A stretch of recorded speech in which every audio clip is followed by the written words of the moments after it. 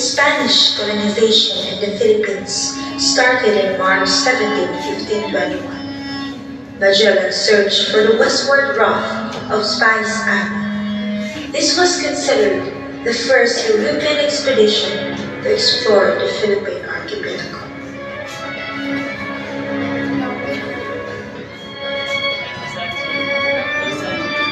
Magellan introduced Christianity to Raha Humago, and it was accepted and embraced by the natives.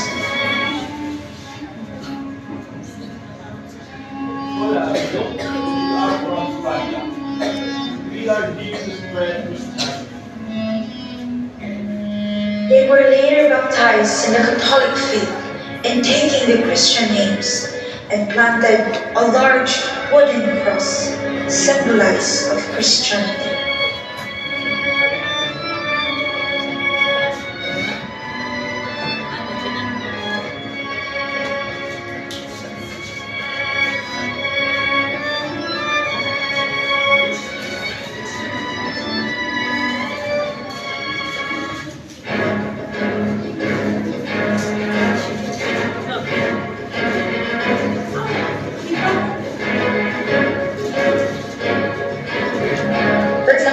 The ruler of Mactan resisted in determination of converting them into Catholicism. Magellan were involved in the political rivalries between natives and took part in the battle.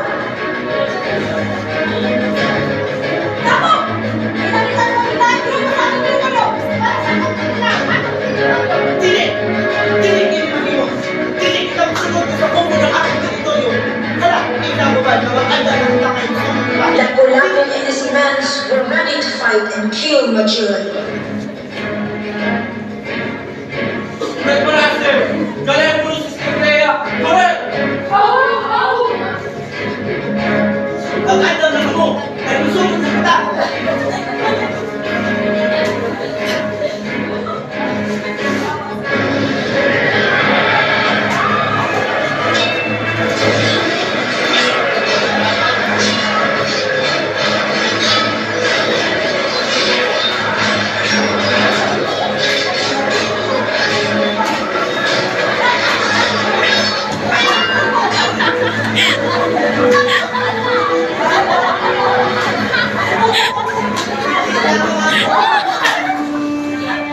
The natives, led by Lapu-Lapu, defeated Magellan, which made Lapu-Lapu first. Mabuhay ang Mactan! Mabuhay! Mabuhay!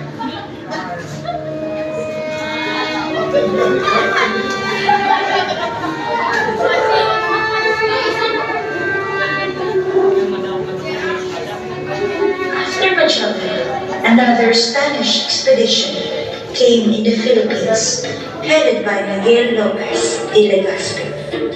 He landed in Cebu Island on February 13, 1565, and went to Bohol, where he made a blood compact with the chieftain Dato Sikatuna as a sign of friendship.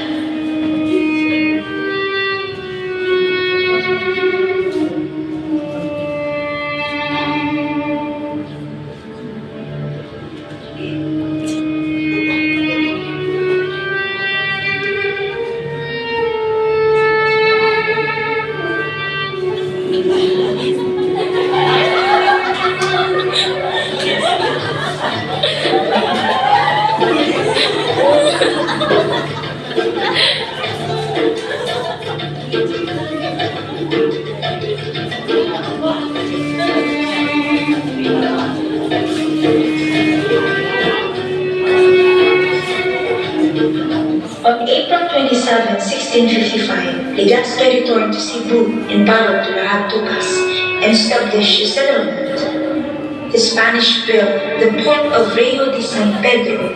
It became their outpost for trade and protection for hostile natives.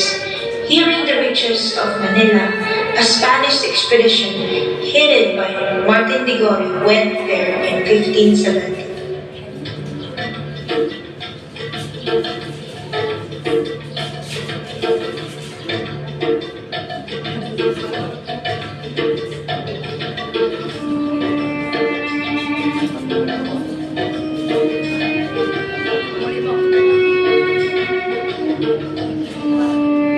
Spanish were headed back to the Manila rulers and they gained control over the place according to the terms of agreement. The Spaniards were allowed to settle in the old side of Manila in condition that Manila rulers and their descendants were exempted from paying tributes to them.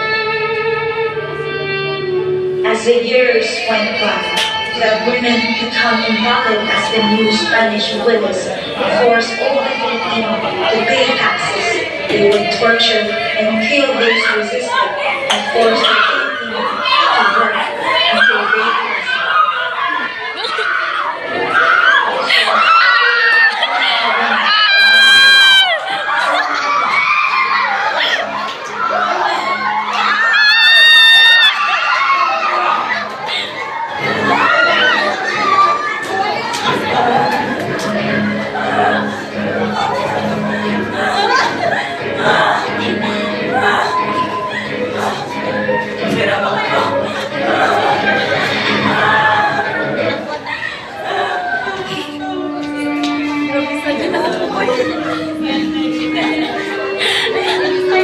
In June 12, 1898, Emilio Aguinaldo declared the Philippines independent from Spain and proclaimed himself president.